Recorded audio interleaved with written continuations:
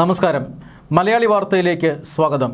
ഇന്ത്യയുടെ അവിഭാജ്യ ഘടകമായ ജമ്മു കശ്മീരിൻ്റെ ഭാഗമായ പാക് അധീന കശ്മീർ അതിപ്പോൾ നിയമവിരുദ്ധമായി പാകിസ്ഥാൻ കൈവശം വച്ചിരിക്കുകയാണ്.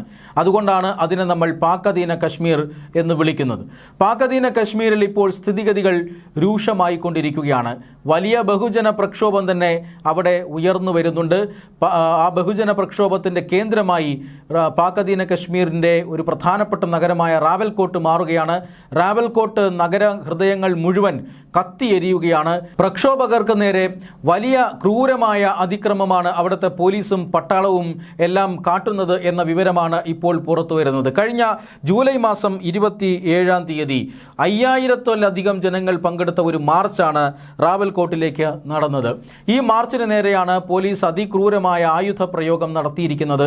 വെടിവെപ്പിലും അതുപോലെ തന്നെ മറ്റ് പോലീസ് അതിക്രമങ്ങളിലുമെല്ലാം ഇതിനോടകം തന്നെ 30 പേർ കൊല്ലപ്പെട്ടു എന്നാണ് ജോയിന്റ് അവാമി ആക്ഷൻ കൗൺസിൽ, അവരാണ് ഈ പ്രക്ഷോഭത്തിന് നേതൃത്വം കൊടുക്കുന്നത്. ജോയിന്റ് അവാമി ആക്ഷൻ കൗൺസിൽ ഇപ്പോൾ വെളിപ്പെടുത്തിയിരിക്കുന്നത്, ഞങ്ങൾ ചോദിച്ചത് അടിസ്ഥാന സൗകര്യങ്ങളും അതുപോലെ തന്നെ ഭക്ഷണം മാത്രമാണ്. പക്ഷേ ഞങ്ങൾക്ക് വെടിയുണ്ടകളെ നേരിടേണ്ടി വരികയാണ്. 30 പേർ മരിച്ചു എന്ന് പറയുന്നുണ്ടെങ്കിലും 100 കണക്കിന് ആളുകൾക്കാണ് വെടിയേറ്റിട്ടുള്ളത്.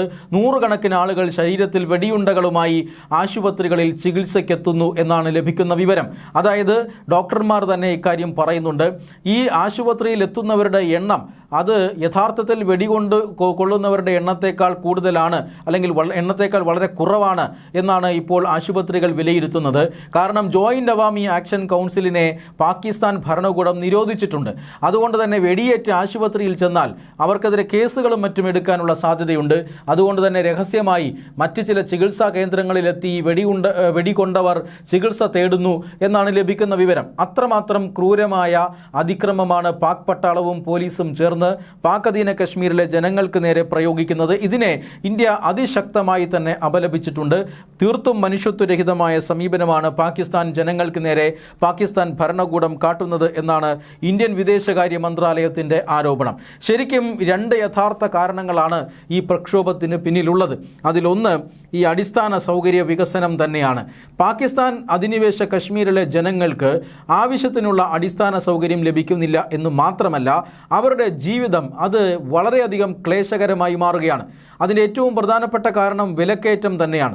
പാക് അധീന കശ്മീരിലെ ജനങ്ങൾക്ക് ഭക്ഷ്യവസ്തുക്കൾ വാങ്ങണമെങ്കിൽ വൻ വില അവർക്ക് കൊടുക്കേണ്ടി വരുന്നു. ഭക്ഷ്യവസ്തുക്കളുടെ ഗോതമ്പ് ഉൾപ്പെടെയുള്ള ഭക്ഷ്യവസ്തുക്കളുടെ വിലക്കയറ്റം അത് വളരെ വലിയ രീതിയിൽ അത് ഉയർന്നിരിക്കുന്നു. മാത്രമല്ല വൈദ്യുതി പോലെയുള്ള പദാർത്ഥങ്ങൾ അതിനും വലിയ വില അവിടുത്തെ ജനങ്ങൾക്ക് കൊടുക്കേണ്ടി വരുന്നു. സത്യത്തിൽ അവരുടെ വരുമാന മാർഗം അത് തുച്ഛമാണ്. വികസന പ്രവർത്തനങ്ങളൊന്നും നടക്കാത്തത് കാരണം അവിടുത്തെ വരുമാന മാർഗം വളരെയധികം തുച്ഛമാണ്. തൊഴിലില്ലായ്മ രൂക്ഷമാണ്. ഈ സാഹചര്യത്തിലാണ് ഭക്ഷ്യവസ്തുക്കൾക്കടക്കം വലിയ വില കൊടുക്കേണ്ടി വരുന്നത്. വിലക്കയറ്റം അതിരൂക്ഷമായി മാറുന്നത്. ഇതിനെതിരെയാണ് ഇപ്പോൾ പാക് അധീന കശ്മീരിലെ ജനങ്ങൾ പ്രതിഷേധിക്കുന്നത്. വർഷങ്ങളായി അവരുടെ പ്രതിഷേധവും ഇതിനുവേണ്ടി തന്നെയാണ്. പാക് ഭരണകൂടം ഈ പാക് അധീന കശ്മീരിലെ ജനങ്ങളെ വലിയ രീതിയിൽ വഞ്ചിക്കുന്നുണ്ട്. അതിൻ്റെ ഏറ്റവും പ്രധാനപ്പെട്ട കാരണം ഇപ്പോൾ ജമ്മു കാശ്മീർ, ഇന്ത്യയുടെ ജമ്മു കാശ്മീരിനെ സംബന്ധിച്ചിടത്തോളം അവിടെ വലിയ രീതിയിലുള്ള നിക്ഷേപം വരുന്നുണ്ട്. അവിടുത്തെ ജനങ്ങൾക്ക് തൊഴിലുകൾ ലഭിക്കുന്നുണ്ട്. അവരുടെ വരുമാന മാർഗം വർദ്ധിച്ചു. അങ്ങനെ കശ്മീർ സമ്പൽ സമൃദ്ധിയിലേക്ക് മടങ്ങുന്നു. ഈ സാഹചര്യത്തിൽ വറുതിയിലേക്കും പട്ടിണിയിലേക്കും പോവുകയാണ് പാകിസ്ഥാൻ്റെ കയ്യിലുള്ള, പാകിസ്ഥാൻ നിയമവിരുദ്ധമായി കൈവശം വച്ചിരിക്കുന്ന കശ്മീരിൻ്റെ ഭാഗം. അതുകൊണ്ട് തന്നെയാണ് ഇപ്പോൾ വലിയ പ്രതിഷേധം പാക് ഭരണകൂടത്തിനെതിരെ പാക് അധീന കശ്മീരിൽ നിന്നും ഉയരുന്നത്. മാത്രമല്ല ഈ പ്രതിഷേധത്തിൻ്റെ രണ്ടാമത്തെ കാരണമെന്നത് രാഷ്ട്രീയ അധികാരങ്ങളാണ്. പാക് അധീന കശ്മീരിലെ ജനങ്ങൾക്ക് രാഷ്ട്രീയമായ അധികാരം നൽകാം എന്ന ഒരു ഉറപ്പിന്മേലാണ് പാകിസ്ഥാൻ അവരെ ഈ ഭൂവിഭാഗത്തെ കൈവശം വച്ചിരിക്കുന്നത്. എന്നാൽ രാഷ്ട്രീയ അധികാരത്തെ പാകിസ്ഥാൻ ഭരണകൂടം അട്ടിമറിക്കുന്നുവെന്നാണ് ജോയിന്റ് അവാമി ആക്ഷൻ കൗൺസിൽ ആരോപിക്കുന്നത്. അവർ പറയുന്ന കാരണം ഇതാണ്: പാക് അധീന കശ്മീരിനെ ഭരിക്കുന്നത് റീജിയണൽ ലെജിസ്ലേറ്റീവ് കൗൺസിലാണ്. അതായത് അവിടുത്തെ ഒരു നിയമസഭ, ജനപ്രതിനിധി സഭ എന്നൊക്കെ പറയാം. ഈ നിയമസഭയിൽ ഏതാണ്ട് 45 സീറ്റുകളാണുള്ളത്. ഇതിൽ നേരിട്ട് തിരഞ്ഞെടുക്കുന്ന 45 സീറ്റുകളാണുള്ളത്. ഇതിൽ 33 സീറ്റുകൾ ജനറൽ സീറ്റുകളാണ്. ബാക്കി 12 സീറ്റുകൾ സംവരണം ചെയ്തിരിക്കുന്നു. ഈ 12 സീറ്റുകൾ ഇന്ത്യൻ ഭാഗത്ത് നിന്നുള്ള ജമ്മു കാശ്മീരിൽ നിന്നുള്ള അഭയാർത്ഥികൾക്കായിട്ടാണ് പാകിസ്ഥാൻ സംവരണം ചെയ്തിരിക്കുന്നത് എന്നാണ് പറയുന്നത്. ഇന്ത്യയിൽ നിന്നും അത്രമാത്രം അഭയാർത്ഥികളൊന്നും അങ്ങനെ പാകിസ്ഥാനിലേക്ക് പോകുന്നില്ല. അതുകൊണ്ട് തന്നെ ഈ 12 സീറ്റുകളിൽ പാകിസ്ഥാൻ ഭരണകൂടത്തിന് തൽപരരായ ആളുകളെ തിരികെ കയറ്റുന്നു.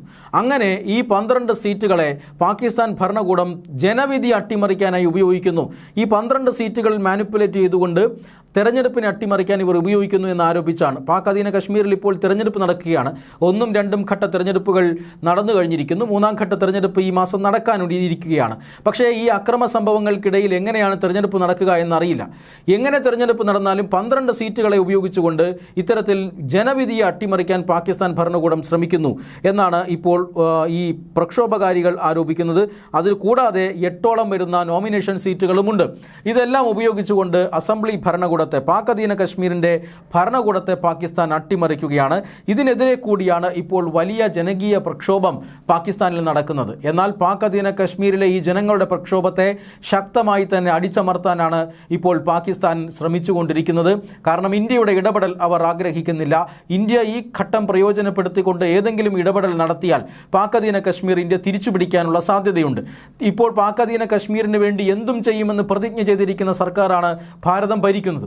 അതുകൊണ്ട് തന്നെ ഇന്ത്യയുടെ ഇടപെടൽ ഉണ്ടാകാതിരിക്കുക, ഇന്ത്യൻ അതിർത്തികളിൽ വലിയ സൈനിക വിന്യാസം നടത്തുക, മാത്രമല്ല ഈ സമരത്തെ എത്രയും വേഗം അടിച്ചമർത്തുക, ഇതാണ് ഇപ്പോൾ പാകിസ്ഥാൻ ഭരണകൂടം മുന്നിൽ വച്ചിരിക്കുന്ന ലക്ഷ്യം. പക്ഷേ ഈ സമരത്തെ അടിച്ചമർത്താൻ അത്രമാത്രം എളുപ്പത്തിൽ അവർക്ക് സാധിക്കുന്നില്ല. റാവൽകോട്ടിൽ വലിയ പ്രതിഷേധം തന്നെ ഇപ്പോൾ നടക്കുകയാണ്. വലിയ രീതിയിൽ ആളുകൾക്ക് ഈ പോലീസ് അതിക്രമത്തിൽ പരിക്കേൽക്കുന്നുണ്ട്. 30ഓളം പേർ മരിച്ചു എന്ന സൂചനയും പുറത്തു വരുന്നുണ്ട്.